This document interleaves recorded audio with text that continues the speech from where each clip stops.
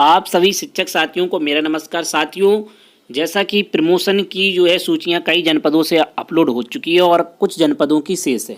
तो साथियों, आज के इस वीडियो में हम प्रमोशन से संबंधित कुछ इम्पोर्टेंट्स चर्चा करने वाले हैं, जो कि आप सभी शिक्षक साथियों के कमेंट भी आते हैं कि सर कि कब तक सभी जनपदों की सूचियां अपलोड हो पाएंगी। साथ ही कई जनपदों की सूचियों में वरिष्ठता सूची ही गलत बना दी गई है और कितने पदों पर आखिर पूरे प्रदेश में पदोन्नति होने वाली है। साथ ही टेट को लेकर के क्या स्थिति है, क्या टेट अनिवार्य किया जाएगा, क्या अभी सिर्फ इन्फॉर्मेशन मांगी गई है, टेट को लेकर के भ्रम की स्थिति अभी तक सूचियों में जारी है और साथ ही अभी तक कोई भी ऐसा आदेश नहीं आया जिसमें टेट को लेकर के बाध्यता प्रकट की जाए। तो आइए देखते हैं सभी इम्पोर्टेंट पॉइंट और उन पर विशेष एक चर्चा। तो अभी तक जिन साथियों ने चैनल को सब्सक्राइब नहीं किया तो वो चैनल को जरूर सब्सक्राइब कर लें और साथ ही वीडियो को अधिक से अधिक शेयर कर दें। तो अभी तक जो है 40 से ज़्यादा जनपदों की सूचियां अपडेट नहीं हुई हैं, यानी कि वरिष्ठता सूची जो है पोर्टल पर अपलोड नहीं हुई है। उत्तर प्रदेश बेसिक शिक्षा परिषद से संचालित जूनियर बेसिक विद्यालयों में कार्यरत सहायक शिक्षिकाओं की अंतिम वरिष्ठता सूची पूरी नहीं हो पा रही है। अंतिम सूची पर आए आपत्तियों का निस्तारण करते हुए पोर्टल पर 11 मई तक अपलोड करने के निर्देश बेसिक शिक्षा परिषद सचिव प्रताप सिंह बघेल ने सभी बीएसए को दिए थे, लेकिन 43 जिलों से सूची अपलोड नहीं की गई है। सचिव ने इन जिलों के बीएसए को वरिष्ठता सूची का भलीभांति परीक्षण करते हुए 16 मई तक पोर्टल पर अपलोड करने के निर्देश दिए। सचिव ने भेजे पत्र में कहा है कि जिन 32 जिलों ने सूची अपलोड कर दी, वहां की बीएसए इस बात का प्रमाण पत्र दें कि पोर्टल पर अपलोड अंतिम ज्येष्ठता सूची के सापेक्ष प्राप्त आपत्तियों निस्तारण नियमानुसार करते हुए अंतिम ज्येष्ठता सूची तैयार की गई, किसी प्रकार की त्रुटि नहीं है।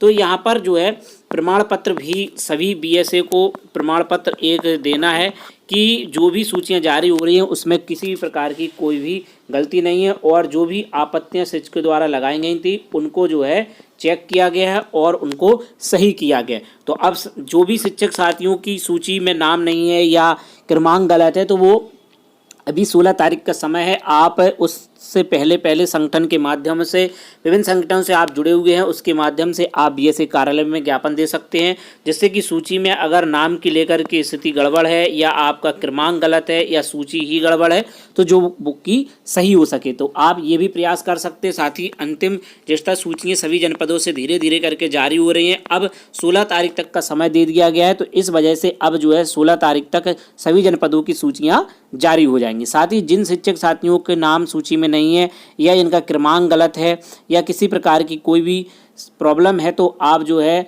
संगठनों के माध्यम से मिलकर के ज्ञापन दे सकते हैं, जिससे कि जो है वरिष्ठता सूची सही से अपलोड हो सके और साथ ही आगे विवाद की स्थिति ना बने।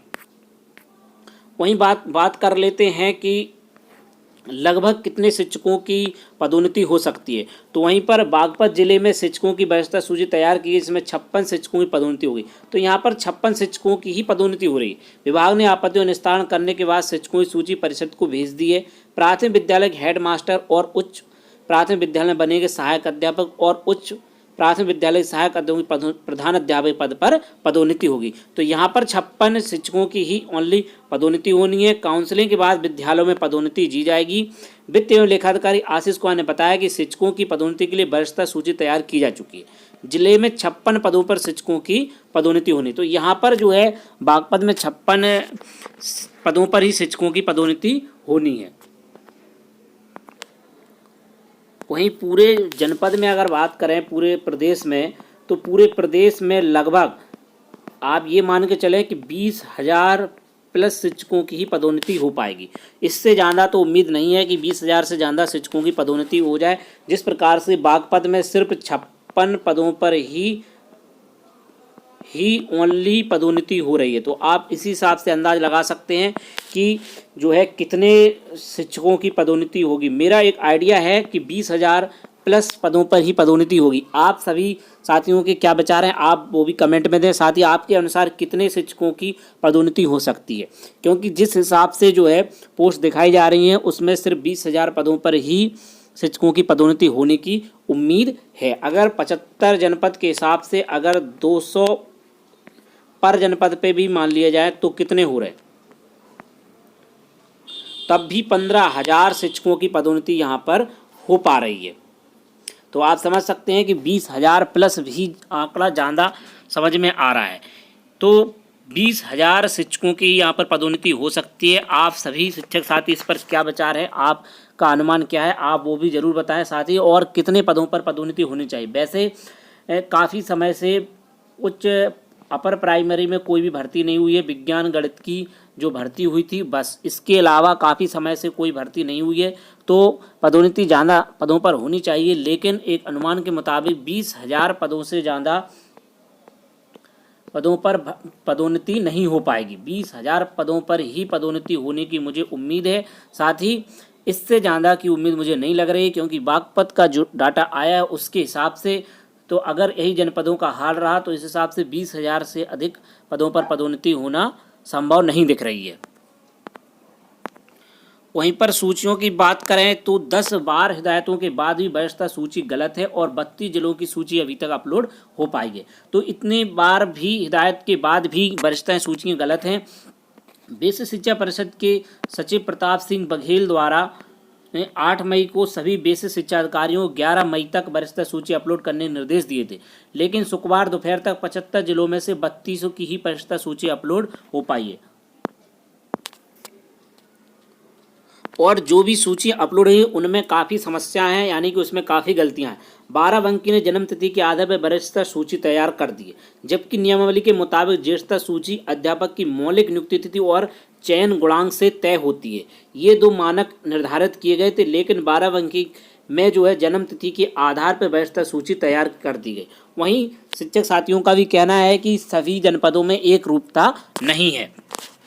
प्रयागराज में परिषदीय शिक्षकों को प्रमोशन के लिए 10 बार हिदायत देने के बावजूद जिलों से अपलोड की जाए वरिष्ठता सूची में कमियां हैं। कहीं नियम विरुद्ध तरीके से शिक्षकों की जन्म तिथि के आधार पर वरिष्ठता तय कर दी गई है, तो कहीं टीईटी का ब्यौरा ही दर्ज नहीं है। कुछ जिलों ने 1 मई 2018 को नियुक्त शिक्षकों की सेवा 5 साल मानते हुए वरिष्ठता सूची में शामिल कर लिया है।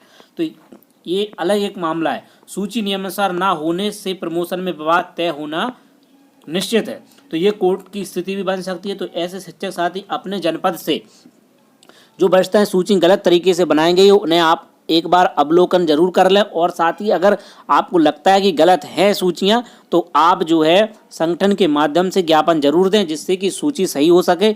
नहीं तो बाद में विवाद की स्थिति बनेगी और मामला कोर्ट में जाएगा और निश्चित ही पदोन्नति की जो प्रक्रिया है वो रोक दी जाएगी। और जनपद की बात करें तो हाथरस और रामपुर में 1 मई 2018 को 12,460 शिक्षक भर्ती के तहत नियुक्त शिक्षकों की सेवा के 5 वर्ष पूरे मान लिए गए हैं, और मैनपुरी में 1 मई 2018 को नियुक्त शिक्षकों के 5 वर्ष पूरे नहीं माने। तो इस प्रकार की विसंगतियां देखने में मिल रही हैं कि मैनपुरी में 2018 को नियुक्त शिक्षक के 5 वर्ष पूरे नहीं किए गए, और हाथरस और रामपुर में 1 मई 2018 को 12,460 शिक्षक भर्ती के तहत नियुक्त शिक्षकों की सेवा को 5 वर्ष पूरे मान लिए गए। तो इस प्रकार की खामियां जो है जो भी सूची अपलोड हो रही हैं उसमें देखने को मिल रही हैं। तो आप सभी साथी इनको सही कराने का प्रयास करें, क्योंकि अगर ऐसे ही बनी रही तो मामला कोर्ट चला जाएगा और जो है फिर से प्रमोशन की प्रक्रिया रुक जाएगी।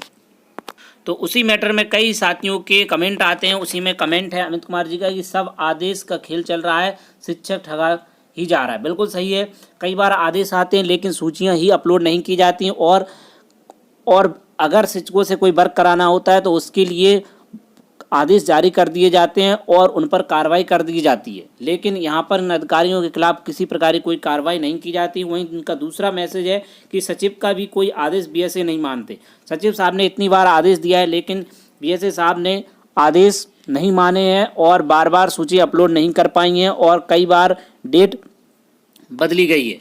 वहीं आगे कमेंट और बात करते हैं तो मृत्युंजय जी ने कहा है कि जो सूची जारी हो रही है उसमें सीनियर टेट का कोई चित्र नहीं है। अभी टेट को लेकर के किसी प्रकार की कोई भी रोल नहीं आ रहा है, सिर्फ इन्फॉर्मेशन मांगी गई है। यहाँ पर किसी प्रकार की बाध्यता यहाँ पर जारी नहीं की गई है। टेट की स्थिति अभी कोई क्लियर नहीं है। टेट की इन्फॉर्मेशन जरूर मांगी गई है, लेकिन यहाँ पर आदेश में किसी प्रकार की कोई बाध्यता यहाँ पर निश्चित नहीं की गई है कि टेट अगर नहीं होगा तो क्या प्रमोशन नहीं होगा। ये बहुत बड़ा प्रश्न है कि टेट अगर क्लियर नहीं है तो क्या प्रमोशन नहीं होगा। तो ये अभी क्लियर नहीं है, क्योंकि मामला अभी कोर्ट में चल रहा है। जब तक कोर्ट का कोई फाइनल फैसला नहीं आ जाता है तो ये कहना मुश्किल है कि बिना टेट के प्रमोशन होगा या नहीं होगा। अभी जो सूची बनाई गई हैं वो टेट की इन्फॉर्मेशन मांगी, क्या प्राइमरी का टेट पास है तो ईयर पूछा गया, और साथ ही अगर जूनियर का टेट पास है तो ईयर पूछा गया। लेकिन इसका कोई भी रोल सूची में नहीं है।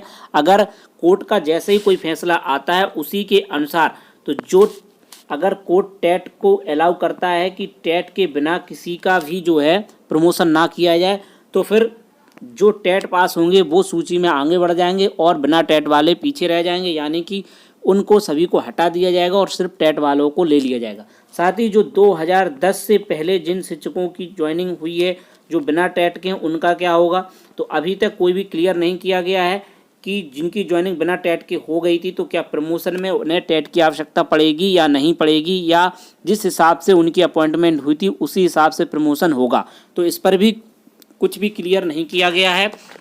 लेकिन इतना ज़रूर है कि नई अब प्रमोशन हो रहा है और अगर टेट लागू होता है तो संभव है कि इन शिक्षकों को भी टेट की आवश्यकता पड़ेगी और इन शिक्षकों को भी टेट करना पड़ेगा। बिना टेट के फिर प्रमोशन नहीं होगा। तो मामला अभी कोर्ट में है, इस वजह से कुछ भी कहना संभव नहीं है।